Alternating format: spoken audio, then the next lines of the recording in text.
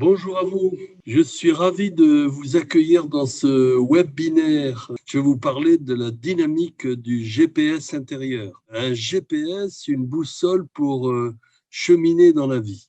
Je voudrais vous présenter, vous faire partager mon expérience et vous faire partager ce cheminement. Je vous souhaite la bienvenue, vous les aventuriers de la vie, car je fais l'hypothèse que vous êtes des cheminants. Donc, je vais vous présenter les 5 clés pour construire votre GPS et dynamiser votre puissance intérieure pour aller à la rencontre de vous-même, mais surtout des autres. Ce GPS, l'intérêt, c'est de trouver notre propre boussole à l'intérieur pour pouvoir cheminer et avancer. Mais changer de vie ou évoluer dans sa vie, c'est vrai que l'idée d'une boussole, c'est peut-être pour changer d'orientation, changer de vie, ou peut-être simplement pour évoluer dans sa vie. Et là, on pourrait se poser la question, mais on a tous voulu à un moment ou à un autre modifier sa route dans la vie. Qui n'a pas souhaité partir dans un autre pays et changer de vie? Qui n'a pas voulu changer de métier, de profession? On voit de plus en plus ce besoin, ce désir de changer et d'évoluer. Et donc, c'est pour ça que moi, ma question, c'est est-ce qu'il est nécessaire de s'orienter dans la vie, dans les différentes expériences de notre vie? Ou bien il faut accepter un certain fatalisme? Et alors, comment s'orienter dans la vie pour devenir une personne plus consciente et plus alignée? Moi, dans mes expériences, j'ai souvent entendu je ne sais plus dans quelle direction aller, quel est le sens de ma vie. Et moi aussi, souvent, j'ai été désorienté dans ma vie. Donc, je sentais bien à un moment donné que je pouvais perdre le nord, le cap. Et donc, c'est ma question. Et quel GPS suivre? Donc, j'ai cheminé, j'ai rencontré, j'ai fait des expériences. Ce thème, je trouve qu'il est l'orientation dans la vie et d'actualité. Dans cette période sanitaire, qui suivre? Quelles consignes suivre?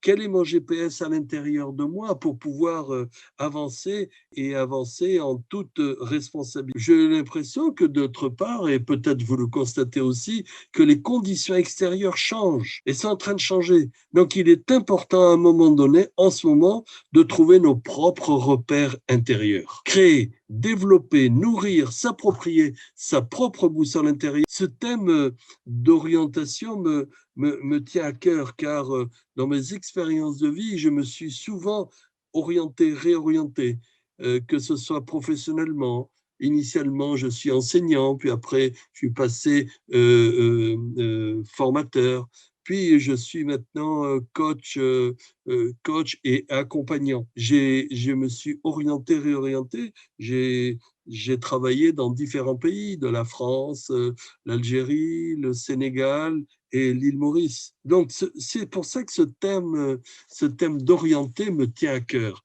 Et j'ai développé ce concept que je vis et j'accompagne beaucoup de personnes dans ce sens-là. Parce que s'orienter, c'est vrai que c'est un parcours émotionnel, ça demande une certaine ténacité, mais en même temps, c'est une véritable quête de sens. C'est effectivement orienté, c'est l'Orient. Je suis en quête de mon Orient, je suis en quête de cette lumière. Et donc, s'orienter, je pense que c'est aussi une dimension spirituelle de l'existence. Donc, quand on cherche à s'orienter, on a besoin d'une direction, une boussole. Et là, je vous offre le GPS, un GPS intérieur pour devenir une personne plus consciente et alignée. Alors, pour commencer, je vous offre un cadeau. Je vous offre une session stratégique afin de vous aider à construire votre propre GPS. Pour cela, il faudra vous inscrire à la fin de cette vidéo. Mais à qui s'adresse ce webinaire? À qui s'adresse cette personne qui chemine, mais qui ne sait pas très bien où aller, où trouver sa place dans le monde? Mais à une condition, c'est qu'on soit prêt à analyser nos croyances et notre mindset. Si on cherche à développer notre vrai personnage, mais pour ça, est-ce qu'on est prêt à faire évoluer les différentes images que vous avez de vous? Et surtout, si on cherche à maîtriser nos fluctuations émotionnelles. Et là, on est prêt à aller contacter nos différents personnages, mais en même temps notre génie intérieur. Alors oui, si vous êtes dans ces conditions-là, vous êtes au bon endroit. Mais pour qui n'est pas ce web binaire? Ce web binaire n'est pas fait pour si vous positionnez en victime, sans jamais vous remettre en question. Si vous pensez que tout va bien, il n'y a pas de difficulté. Si vous préférez être un peu l'autruche, si vous préférez être spectateur plutôt qu'acteur de votre vie, sans jamais s'investir dans la mise en place d'objectifs. C'est vrai que ce webinaire n'est pas fait pour ceux qui y savent tout. Effectivement, on peut se retrouver tous dans cette situation à un moment donné de blocage où on est bloqué et on n'a plus tellement envie d'évoluer. On a l'impression qu'il vaut mieux s'enfermer dans une tour d'ivoire plutôt que d'essayer de transformer certains comportements. Alors, faisons un état des lieux. Est-ce que cela ressemble à ce que vous vivez? Est-ce que vous avez l'impression de vivre sur une île, isolée? L'impression de vivre deux vies? Vous vous posez constamment des questions. Vous êtes dans la confusion de vos actions. Où vais-je aller? Dans quelle direction? C'est surtout l'idée qu'on n'est pas compris. C'est-à-dire les valeurs, les actions que l'on met en place ne sont pas compris et ne sont pas partagées. À partir de là, vont découler beaucoup de choses. Je perds mes intuitions, je pourrais aller dans une dramatisation, la vie n'a pas de sens. Et donc, à ce moment-là, vous vous dites, j'ai besoin d'aide. Donc, à partir du moment où vous êtes dans cette situation, je peux peut-être vous apporter quelque chose. En tout cas, ce que je vous apporte, c'est une bonne nouvelle. Mais laquelle de bonne nouvelle? Vous voyez, on voit ça, c'est un petit peu le mythe d'Oedipe, avec Oedipe qui était Oedipe roi, qui, en fin de compte, dans toute l'histoire traduite par Freud, est allé vers le parricide et l'inceste. Mais il n'en était pas conscient, il n'était même pas volontaire. Et de l'autre côté, on voit l'Oedipe, l'autre côté d'Oedipe, c'est Oedipe à Colonne. C'est celui qui, quand il s'est crevé les yeux, il disait « Maintenant, je comprends, maintenant, je vois ».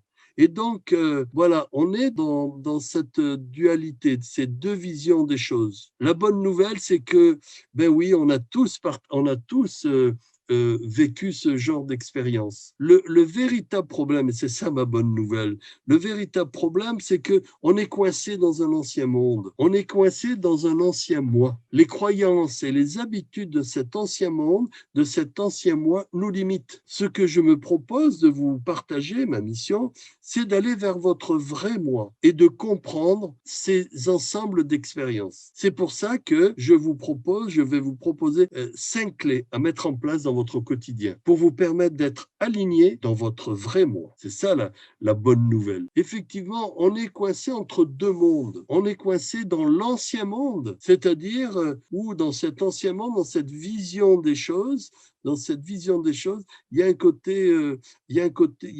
côté rationaliste, c'est-à-dire qu'il faut comprendre et agir. La réussite est validée, le résultat est validé, mais pas les échecs. Les échecs ne sont même pas conscientisés. Le nouveau monde, c'est toutes les approches qui nous sont proposées, que ce soit la psychologie, la psychanalyse, que ce soit les neurosciences. Par exemple, les neurosciences nous ont fait comprendre ce modèle des trois cerveaux. Un cerveau qui est cortex, un cerveau qui analyse, un cerveau qui est émotionnel, qui est limbique, et un cerveau qui est reptilien et qui se met en action quand on est en urgence et en difficulté. Simplement de vivre, de se connecter à cette connaissance, on passe dans cet autre monde. On croit qu'on est très souvent dans la réflexion, dans la connaissance. Oui, mais il y a le cerveau limbique et le cerveau émotionnel qui est le régulateur, qui est la frontière. C'est lui qui nous dit cette situation est agréable, désagréable ou danger. Et si c'est danger, je vais dans le cerveau reptilien. Mais le langage, ça, ce sont les neurosciences. Mais le langage symbolique nous apporte des choses. Le langage symbolique pour décoder les maladies, le langage symbolique à travers toutes les images que l'on peut utiliser. On peut même utiliser les grands mythes pour essayer de mieux comprendre. Maintenant, on a plus de compréhension de cette mythologie. Le tarot, le reiki, le magnétisme deviennent des choses qui, en fin de compte, maintenant, sont utilisables. Alors, je vous conseille de rester jusqu'à la fin, Parce que, pourquoi de rester jusqu'à la fin? Parce que je vais vous permettre d'éviter les grosses erreurs. Je vous propose de gagner du temps et de l'efficacité dans votre vie. Parce que je voudrais vous aider à prendre du plaisir et à vivre la vie que vous méritez et que l'on mérite. Pour cela, je vous offre une séance de coaching. En fin de séance, vous vous inscrirez. En fin de séance, vous prendrez contact avec moi et nous pourrons faire, suite à un rendez-vous, on fera un diagnostic des situations vécues pour bien comprendre d'où vient le problème. Ça, c'est important, c'est-à-dire de faire un état des lieux. Mais déjà, on pourrait dire que, avant ça, oui, je me présente, bien sûr, Jean-Marc Palma, je suis coach personnel, c'est-à-dire je suis dans l'individuel, un accompagnement personnel. J'interviens aussi dans des conflits familiaux, dans des conflits parents-enfants, conflits parentaux. J'organise des ateliers de formation certifiante à Aix-en-Provence, La Réunion, l'île Maurice. Et en même temps, je suis formateur dans le référentiel de naissance, l'école de Georges Colleuil. Je suis un coach accompagnateur, mais je préfère dire je suis un tisserand. Un tisserand, c'est quoi? Celui qui tisse, celui qui répare, celui qui dénoue, celui qui crée des liens, celui qui essaye de créer de belles trames. Voilà. Alors, déjà, on peut commencer.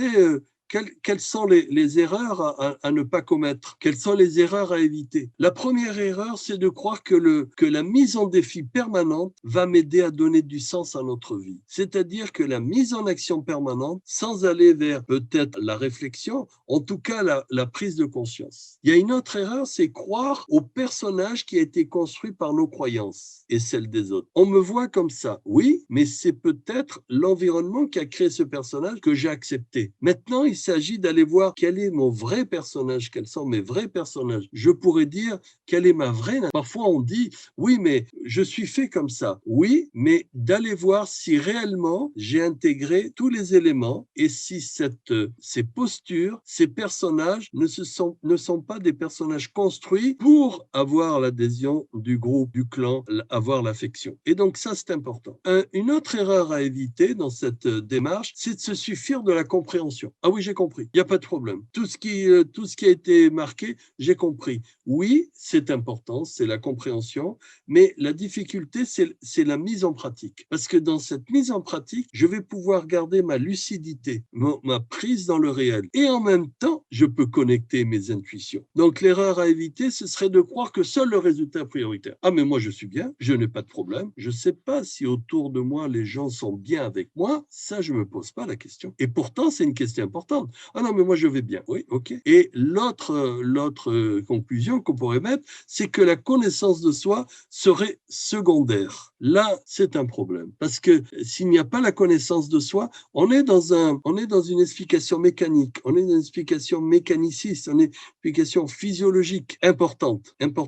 Mais il n'y a pas que ça. Donc, je vous présente les 5 piliers de ce nouveau monde. Les 5 piliers de ce nouveau monde, c'est 1, devenir l'acteur principal. Ah, c'est facile de le dire, devenir l'acteur principal. Mais pour être l'acteur, il faut que je me reconnaisse dans mon personnage, qui je suis dans mon personnage. Comment je joue ce personnage vis-à-vis des autres?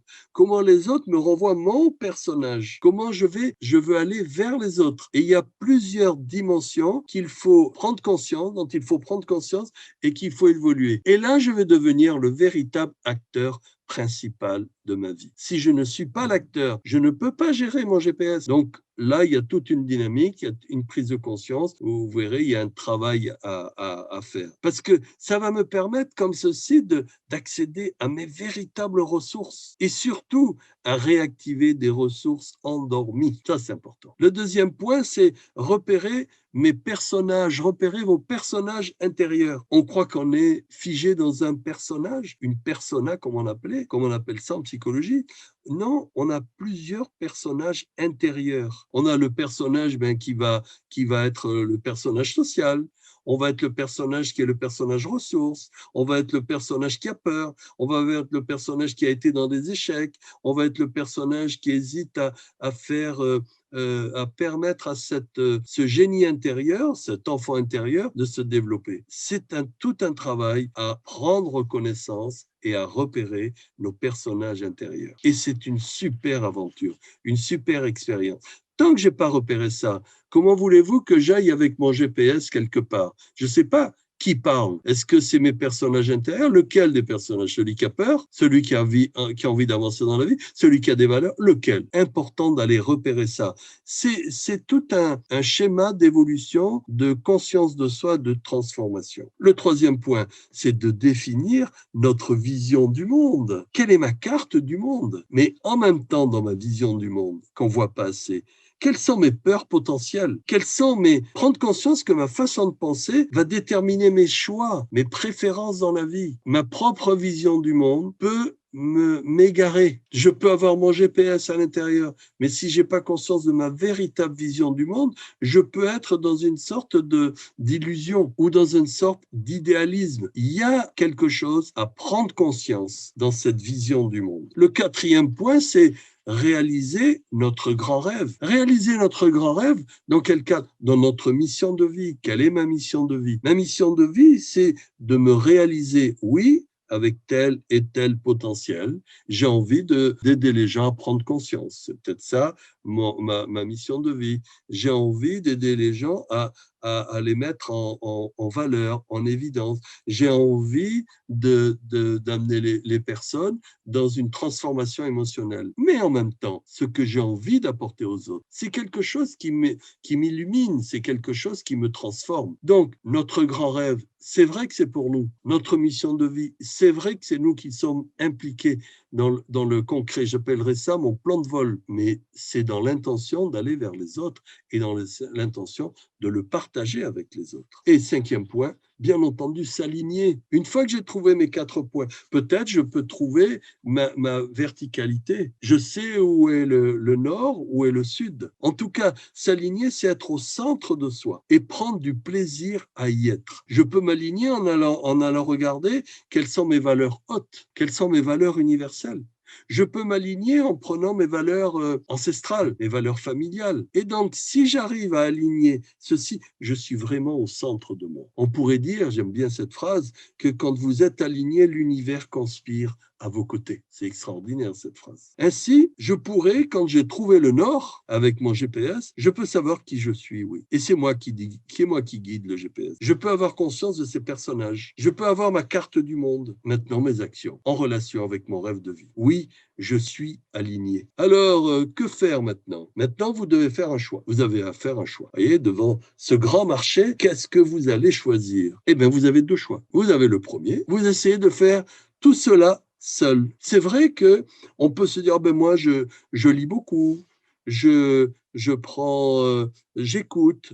Oui, on peut se développer seul, mais on voit bien que l'accompagnement est indispensable. Pourquoi? Parce que quand je suis seul dans mon apprentissage, dans mon évolution, ma transformation, j'ai pas de cadre, j'ai pas d'outils, j'ai pas de dynamique d'action. Et c'est ce que moi je vous propose, cette dynamique d'action. Ensuite, il n'y a pas de miroir. Et moi, je vous propose un miroir de vos comportements. C'est ce que vous verrez tout à l'heure. Et aussi, j'espère que par l'accompagnement, il y a des résultats un peu plus rapides, un peu plus efficaces. Mais on pourrait se poser la question, je vous la pose, je me la pose, mais quand on a travaillé tout seul, a-t-on atteint nos résultats? À vous de voir. En tout cas, pour ma part, c'est grâce à ce cheminement, mais surtout aux différentes rencontres que j'ai eues avec les personnes qui m'ont remis en question les différentes formations qui m'ont permis de m'aligner. Je n'arrête pas d'apprendre, je n'arrête pas d'être dans l'apprentissage. Je pense que je vous conseille le choix 2.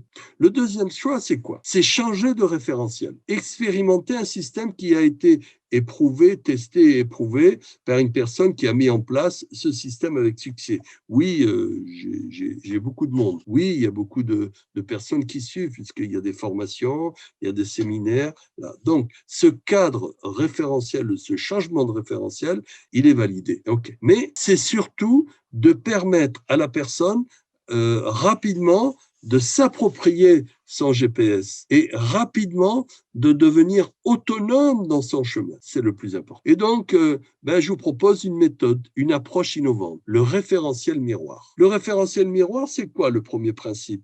Un des premiers principes où là, j'ai beaucoup de situations de transformation après à proposer, suivant le constat qu'on aura fait de votre cheminement, se regarder dans un miroir. Je prends simplement cet exemple. Regarder dans un miroir, pourquoi faire? Mais quelle est l'image que je renvoie aux gens? Ah non, non, mais moi, je ne veux pas regarder l'image. Moi, je connais mon image. Oui, le problème, c'est qu'on avance en relation avec les autres. Et donc, se regarder dans un miroir, c'est important. Le miroir n'a pas d'oreille, mais moi, je dois entendre ce que l'on peut dire sur moi pour éventuellement m'ajuster, m'harmoniser. Et à partir de là, je vais aller affiner mon GPS. Le deuxième, c'est établir un champ de cohérence. Un champ de cohérence, c'est quoi?